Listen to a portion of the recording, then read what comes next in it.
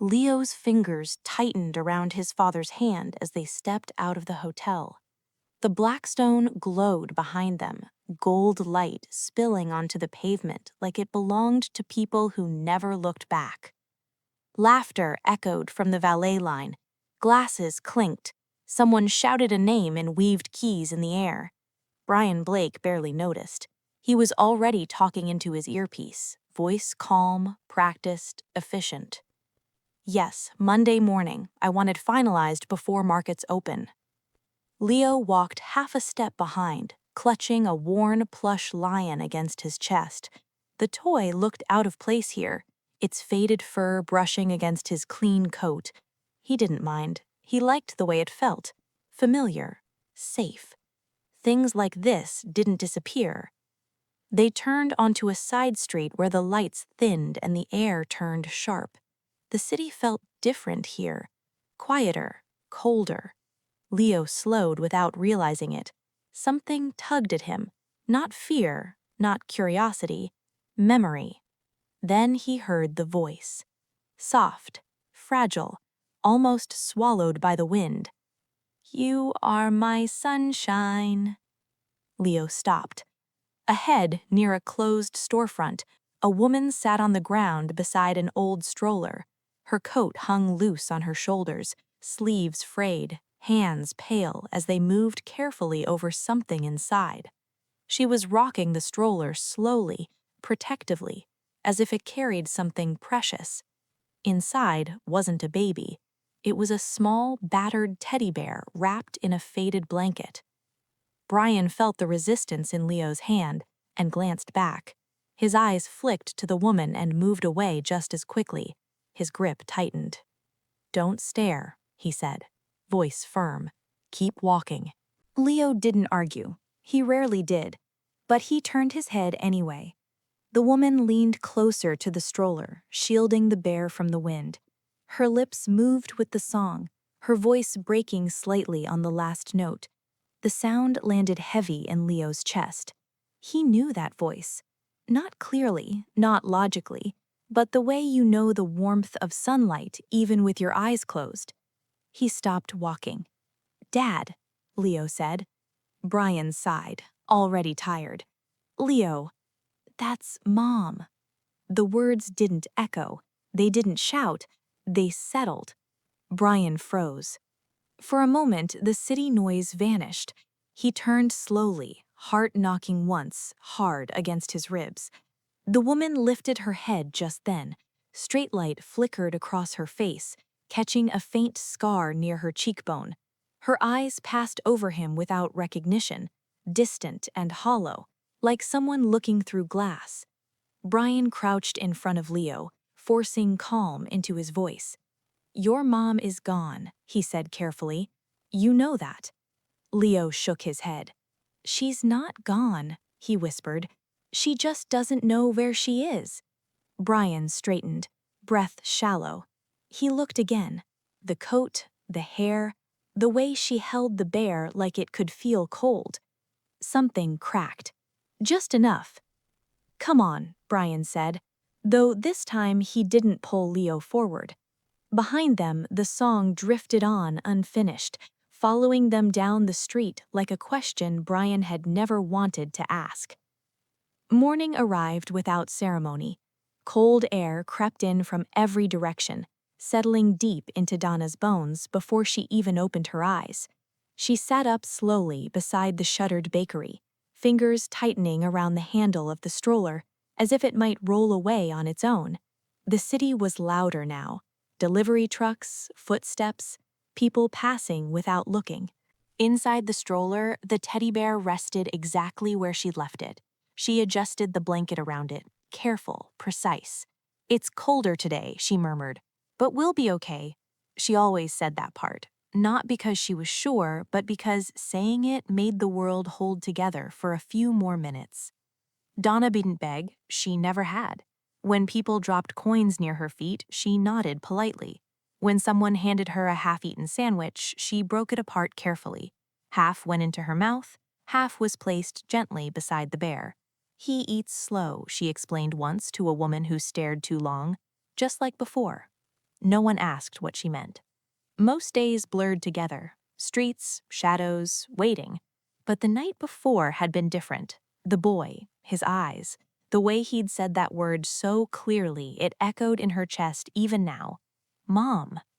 Donna pressed her palm flat against the bear's head, grounding herself. She didn't like when her thoughts drifted. That was when the pain came, sharp flashes of light, noise, something breaking, someone screaming her name. She stayed in the present. The present was safer. Across the city, Brian sat in his office staring at an old accident report he hadn't opened in years. The words swam. Dates, times, conclusions made without certainty. Presumed dead, no remains recovered. He closed the file and leaned back, rubbing his face. He told himself this was coincidence, that grief played tricks, that children imagined things. But the voice wouldn't leave him. At school, Leo didn't talk much that day. During art time, he drew quietly. When the teacher asked what it was, he held up the paper. A woman, a stroller, a teddy bear, a small boy standing beside her. "That's my mom," he said simply. That evening, Brian drove without a destination. He didn't admit that to himself, but his hands turned the wheel anyway. Street by street, block by block, until he recognized the corner. She was there. Same spot, same stroller, same bear. Brian parked across the street and sat there longer than he meant to, watching, waiting, telling himself he was being ridiculous. Then she reached down and smoothed the bear's fur in a way he had seen 1,000 times before. His chest tightened. He stepped out of the car. Donna noticed him only when he was a few feet away. Her body stiffened immediately, eyes wary, protective. "I'm not here to hurt you," Brian said quietly. "I just wanted to talk." She studied his face, searching for something she couldn't name. Slowly, she shook her head. "I'm busy," she said. "He needs me." Brian followed her gaze to the stroller. His throat closed. "I know. I think I know him too." Donna looked away. Something inside her shifted, uncomfortable, aching. If this story is already pulling you in, take a moment to support it. Like the video, subscribe to the channel, and comment the city you're watching from. Your support helps stories like this reach the people who need them. Brian didn't push. He stepped back instead. "I'll come back tomorrow," he said. "You don't have to talk if you don't want to." Donna didn't answer, but as he walked away, she watched him go, longer than she meant to. And for the first time in years, she whispered a name she hadn't said out loud. Leo. Brian didn't sleep that night. He lay flat on his back, staring at the ceiling as if it might explain something he had spent years avoiding. Beside him, the house was quiet. Too quiet. He reached for his phone and scrolled until he found the old videos he rarely touched. Birthday candles, a messy kitchen, Donna sitting on the couch with Leo tucked against her chest. Her voice filled the room. "You are my sunshine." Brian sat up. Same rhythm, same pause before the last line. He replayed it twice, then a third time until his chest felt tight and his hands started to shake. He stopped the video and closed his eyes. The accident report had said presumed. He had accepted that word because it was easier than uncertainty. Now it felt like a lie he had agreed to believe. Across town, Donna rocked the stroller beneath a highway overpass, where the wind couldn't reach as easily. She hadn't slept either. The man's face kept returning to her in pieces. His eyes, his voice, the way he hadn't looked at her like she was broken. She pressed her fingers into her temples, breathing through the ache. "I'm here," she whispered to the bear. "I'm not going anywhere." But something inside her didn't believe it anymore. That afternoon, Brian brought coffee. He didn't offer it directly. He placed it on the ground and stepped back. Donna watched the steam rise, suspicious. "You don't have to take it. I just didn't want you to be cold." She waited, then slowly reached out and wrapped her hands around the cup. The warmth startled her. She hadn't realized how numb she was.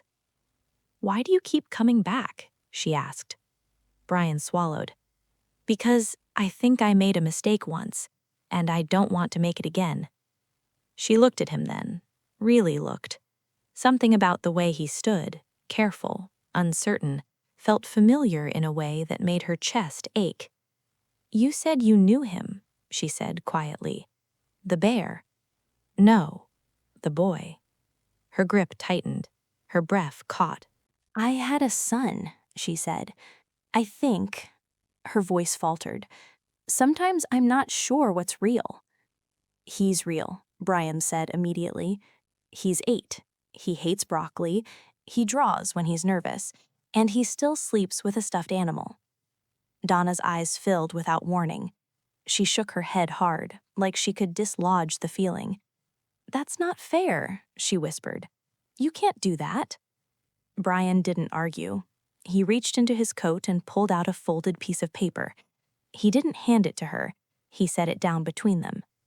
It was a drawing. A woman, a stroller, a teddy bear, and a boy holding her hand. Donna stared at it. Her chest burned. Her hands trembled as she reached for the paper. I didn't teach him that, Brian said softly. He remembers you.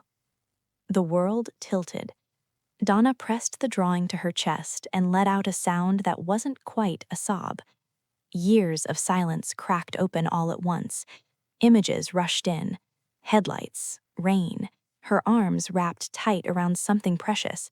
A scream swallowed by metal and glass. She gasped, folding forward. Brian didn't touch her. He stayed where he was, steady, present. I don't know who I am, she said through tears, but I know that boy. I feel him everywhere. That's enough for now. We'll take this slow. Donna nodded weakly. She looked down at the bear in the stroller, then back at the drawing. Can I see him? Not today, not yet, but someday? Brian smiled through his own tears. Soon, when you're ready. As he walked away, Donna held the drawing tightly, rocking back and forth. For the first time in years, the waiting felt like it was leading somewhere. And somewhere across the city, Leo sat on his bed, holding his plush lion, smiling for no reason he could explain. Donna woke with her heart racing, breath shallow, hands clutching empty air. For a moment, she didn't know where she was. Concrete, wind, noise. Then she saw the stroller beside her and the bear wrapped carefully inside it. She exhaled, slow and shaky. The drawing was folded in her coat pocket. She pulled it out and studied it again in the pale morning light. The lines were uneven, childish, but the feeling inside it was strong, real. She traced the small figure holding the woman's hand and felt something warm push through the fog in her mind. Across town, Brian stood in Leo's doorway, watching his son sleep. The plush lion was tucked under Leo's chin, his face relaxed in a way Brian hadn't seen in months. He hesitated, then sat on the edge of the bed. Your mom might be alive, Brian said quietly, unsure if Leo could hear him. Leo's eyes opened. I know, he replied. Brian froze. You do? Leo nodded. She just got lost. People do that sometimes. The certainty in his voice left Brian speechless. He leaned forward, resting his elbows on his knees. I met her again, Brian said. She's scared. Leo hugged his lion tighter. She always was, he said gently, but she's brave. That afternoon, Brian returned to the street with groceries instead of coffee. Soup, bread, clean socks. He left them beside the stroller without explanation. Donna watched him, her guard high, but her eyes softer than before. You don't have to do this, she said. I want to, Brian replied. She hesitated, then spoke again. If I go with you, I don't know how to be normal. Brian met her gaze. Normal isn't the goal. Safe is. The words settled into her chest. Safe. She hadn't felt that in years. That night, rain came hard. Brian drove back without thinking. He found Donna curled beneath an awning, arms wrapped tight around the stroller. Without a word, he held his coat out. She looked at it, then at him. "Just for tonight," she said. In the car, Donna sat stiff and silent, hands folded, eyes darting at every turn. When they reached a small, quiet apartment building, she hesitated at the door. "You can leave any time," Brian said. "No one will force you to stay." She stepped inside. The room was simple, warm, clean. A blanket folded on the couch, a kettle on the stove. Donna stood there, overwhelmed by how ordinary it was. She sat on the couch, hugging the bear close. Brian gave her space, busying himself with the kettle. In the other room, Leo stood frozen in the hallway, peeking around the corner. His eyes locked onto the woman on the couch. Donna looked up. Their eyes met. Neither moved. Something unspoken passed between them. Recognition without clarity, connection without memory. Donna's hands trembled. Leo took one small step forward, then another. Brian held his breath. Donna didn't reach out, she didn't speak, but when Leo stood in front of her, she whispered one word. "Hi." Leo smiled. "Hi, Mom." Her breath broke, not in a cry, in a collapse. She pulled him into her arms without thinking, holding him like her body remembered before her mind could catch up. She shook as silent tears soaked into his hair. Brian turned away, wiping his face. It wasn't a reunion. It was a beginning.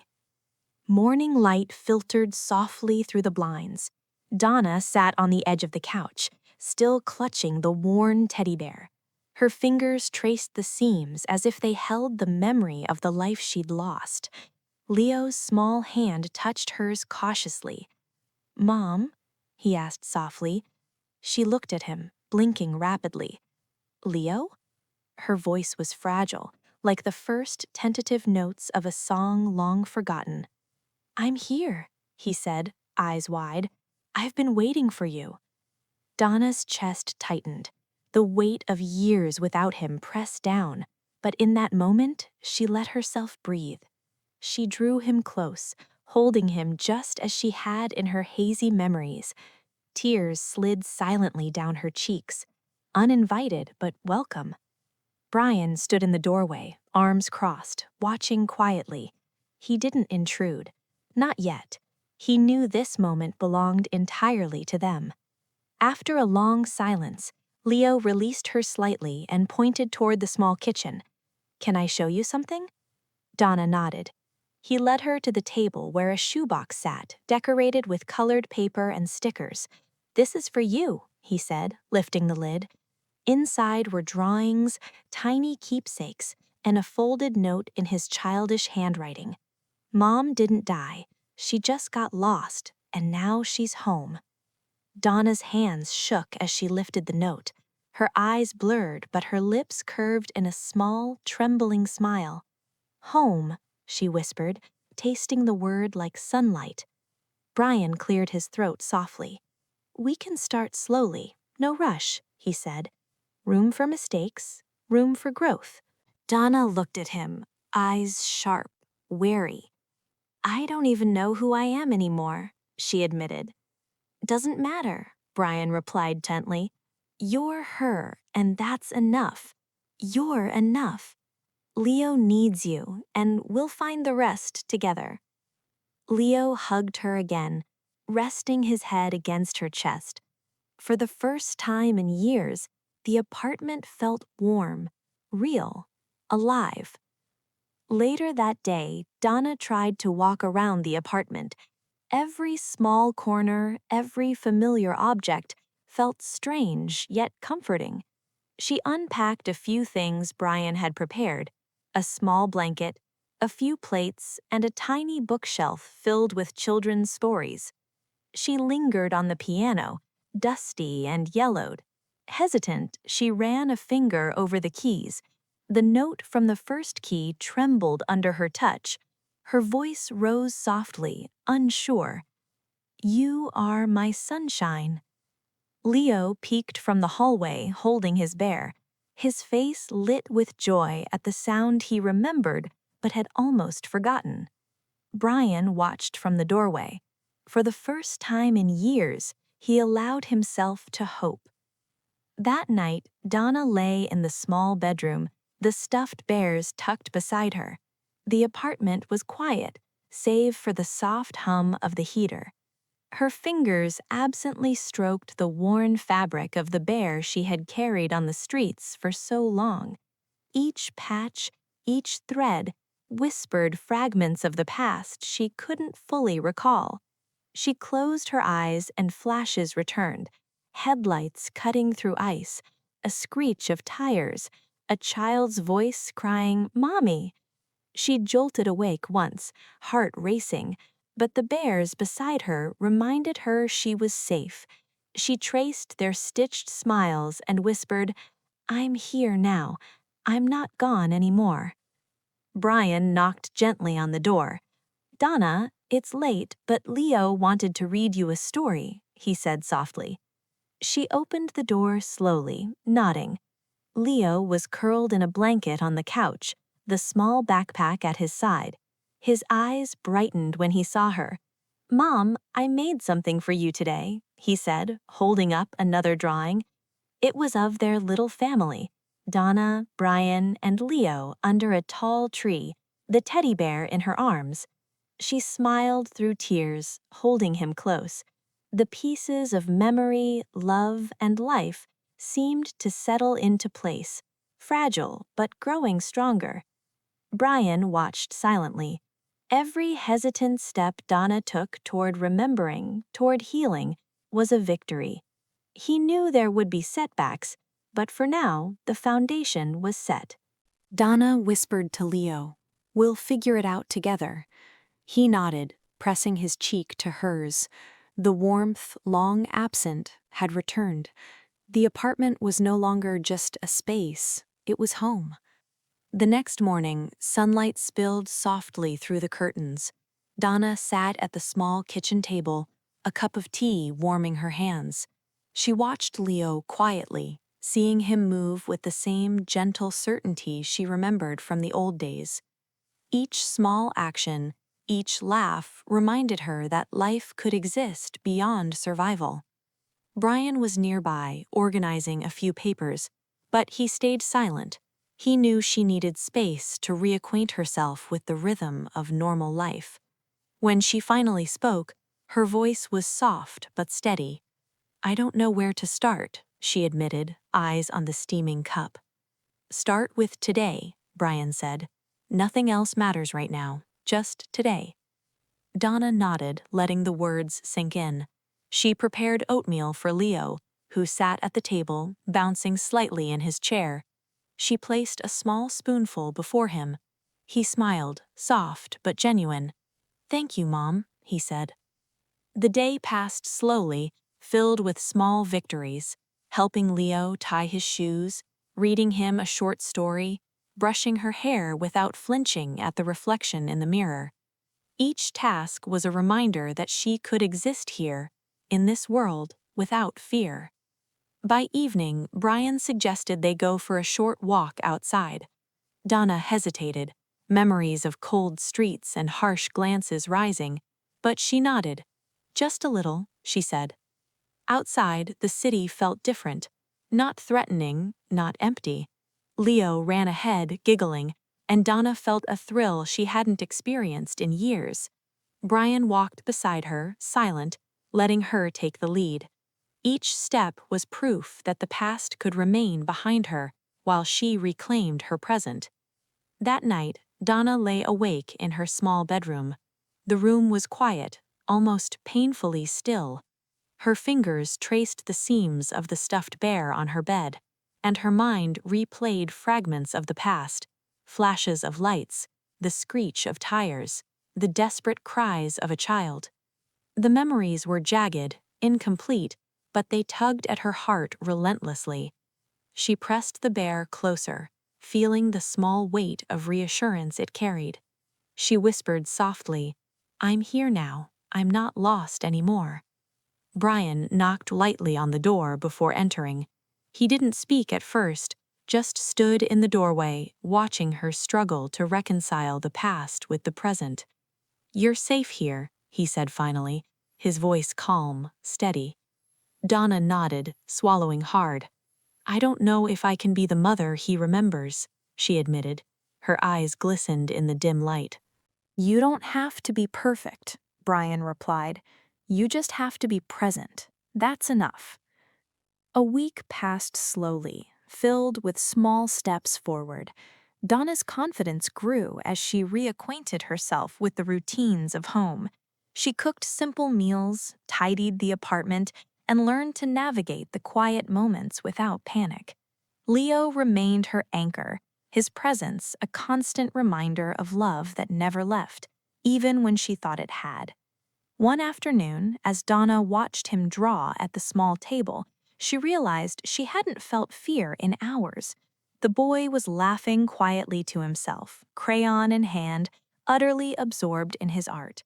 For the first time in years, she let herself believe that maybe, just maybe, she could find her way back fully. The past still lingered, shadows in the corners, but the future was no longer something she had to face alone. The next morning, sunlight filtered through the pale curtains, painting the room in soft gold. Donna sat at the small kitchen table, nursing a cup of tea. The steam curled upward, warm and comforting, a contrast to the cold memories that still lingered. Leo wandered in, clutching his small teddy bear. He stopped at the doorway, watching her quietly.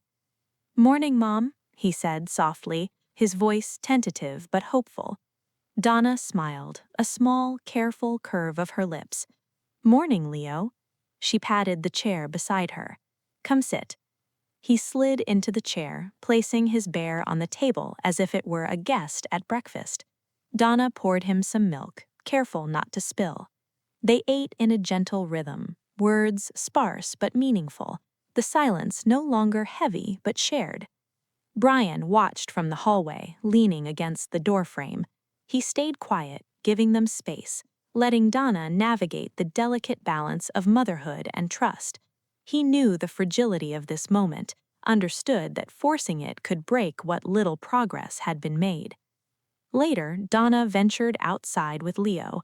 They walked slowly through the quiet streets, her hand resting lightly on his shoulder. The boy chattered about school, drawings, and imaginary adventures, and for the first time in years, Donna laughed freely, unguarded. The sound startled even her. As they returned home, she paused at the doorway, watching Leo rush ahead to his toys. For the first time, she allowed herself to whisper, "I think I'm starting to remember." A small step, but it was enough. That evening, Donna sat by the window, staring at the city lights flickering through the mist. Leo had fallen asleep on the couch, his small chest rising and falling gently, a reminder of the life she had almost lost. Leo padded into the room, barefoot, clutching his bear. "Mom," he said softly, "you want breakfast?" His small voice was steady, confident. Donna nodded, a lump forming in her throat. "Yes, let's eat." In the kitchen, Brian moved silently, making oatmeal and tea. He didn't hover, didn't command attention. He just existed in the space, allowing Donna to reclaim it slowly, to reclaim herself. She measured the oats carefully, her hands shaking slightly, but steady enough. Leo sat at the table, patiently waiting, watching her. As they ate, Donna found herself laughing at a small mishap. Spilled milk, a bowl tipped slightly by Leo's eager hands. The sound startled her, raw and unfamiliar, but it felt like life. "I forgot how loud happiness could be," she whispered. Leo grinned, brushing a stray lock of hair from his eyes. Brian watched them, quietly proud. He pulled out his phone and snapped a candid photo of Donna laughing at Leo's antics. She didn't notice, and he didn't tell her. Memories were fragile things. He wanted her to have them naturally, not forced. Later, Donna picked up Leo's drawings from the previous day, the time capsule he had made, each carefully preserved memory and note. She traced the lines of her own image in his art, her heart tightening. This little boy, so full of love and hope, had survived her absence, and now they could begin to heal together. The afternoon sun poured through the windows, catching the dust in golden beams. Donna sat cross-legged on the floor, sorting through Leo's small box of treasures. Photos, crayon drawings, a folded note, all evidence of the life she had lost and the boy she had never stopped loving. She held the note closest to her chest, her eyes scanning the careful handwriting. Mom didn't die, she just got lost. Now she's home. Her fingers trembled as if touching the words could bring them alive. Leo crawled beside her, resting his head on her shoulder. "Do you like it?" he asked softly. Donna kissed the top of his hair. "I love it, my boy. I love everything in it, because it's yours." Brian entered quietly, leaning against the doorframe. He didn't speak, just watched them for a moment, letting the scene unfold naturally. Donna noticed him, but said nothing. She didn't need words to acknowledge him. His presence was enough. Later, she ventured into the kitchen, Brian following at a careful distance. She tried boiling water, fumbling slightly with the kettle. Steam hissed and she jumped. Brian smiled softly, letting her handle it herself. Small victories, quiet independence. By evening, Donna found herself standing at the window, watching the city lights flicker. For the first time in years, she felt a fragile sense of belonging. Leo leaned against her, yawning, and she held him close. The warmth of family, the first true warmth in so long, seeped into her bones. The next morning, Donna woke to Leo's small hand nudging her arm. "Mom," he whispered, "look what I drew." She blinked against the sunlight streaming through the curtains. On the paper was a picture of 3 figures under a tree. One had long yellow hair, one was smaller with a crayon-streaked face, and the third stood behind them, tall and protective. Donna's breath caught.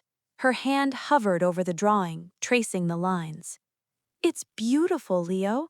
You drew us." He nodded, pride shining in his eyes. "You're home now. That's all that matters."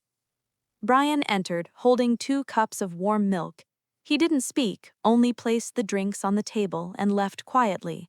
Donna noticed, but didn't need words to understand. He was giving her space, letting her rediscover her son at her own pace. Later, while organizing the small shelves, Donna found an old, tattered photo album. The pages held memories of birthdays, holidays, quiet afternoons, times that felt both distant and achingly close. She paused on a photo of her holding baby Leo, singing softly to him. The memory struck sharply, but instead of despair, it brought determination. She had to remember. She had to reclaim what was lost. As evening fell, Donna found herself humming softly, almost instinctively, a lullaby she hadn't sung in years. Leo, curled up beside her with the bears, listened intently. For the first time, her voice didn't tremble with fear or sorrow. It carried warmth, protection, and a promise. "I'm here, and I won't leave again."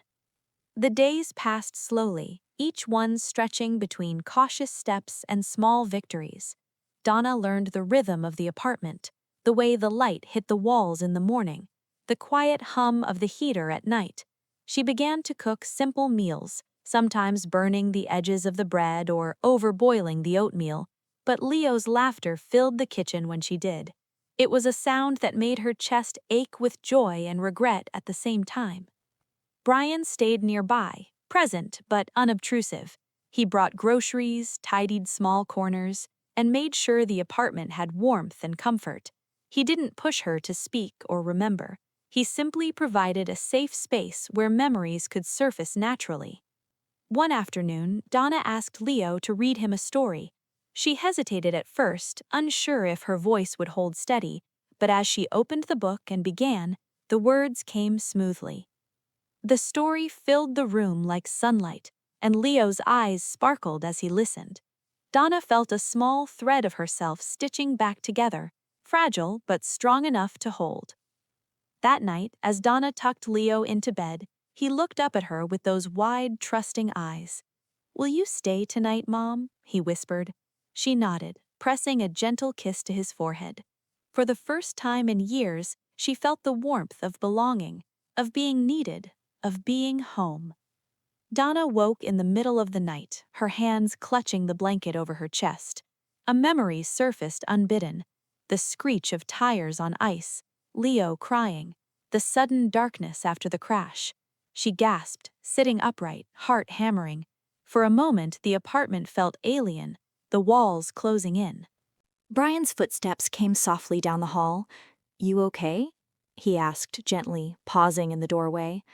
She nodded, swallowing hard. "It's just a memory," she whispered. He moved closer but didn't sit. "It's okay. You're safe now." Donna exhaled slowly, letting the words settle. She reached for the stuffed bear Leo had left on her bed, holding it tightly. It wasn't just a toy, it was a tether to the past, to the boy she loved more than anything. She whispered his name softly, over and over, letting the sound ground her. The nights were harder than the days. Shadows crept in, memories fragmented like broken glass. But every morning, Leo's smile and Brian's quiet presence reminded her that she was no longer alone, that her life could be rebuilt, one careful step at a time. Morning sunlight spilled gently through the curtains. Donna stirred slowly, feeling the warmth on her face and the weight of reality around her. For the first time in years, she didn't wake in fear or confusion. She had a routine now, a safe apartment, a home that felt hers, even if fragile. Leo padded into the living room, barefoot, holding a small drawing. "Look, Mom," he said softly. "I drew us together." Donna's eyes softened. The drawing was simple, 3 figures under a big tree, holding hands, the sun shining above. She knelt beside him, brushing a strand of hair behind his ear. "It's perfect," she whispered, her voice catching. "Just like us." Brian watched from the kitchen doorway, coffee in hand. He didn't interrupt. He let them have this quiet moment. His heart swelled seeing the mother and son reconnect, step by step. That evening, Donna tentatively tried cooking again. Rice boiled over, spilling onto the stove, and she laughed, a sound she hadn't heard from herself in years. Leo clapped his hands. "Again, Mom, you're amazing!" Brian smiled quietly. It was progress. Messy, imperfect progress, but real. And in this tiny apartment, filled with scattered toys and mismatched furniture, Donna began to understand. Life could still hold happiness, even after everything she had lost. That night, Donna couldn't sleep. She lay on her bed, hands gripping the soft sheets, memories bubbling up like fragments of a half-forgotten dream.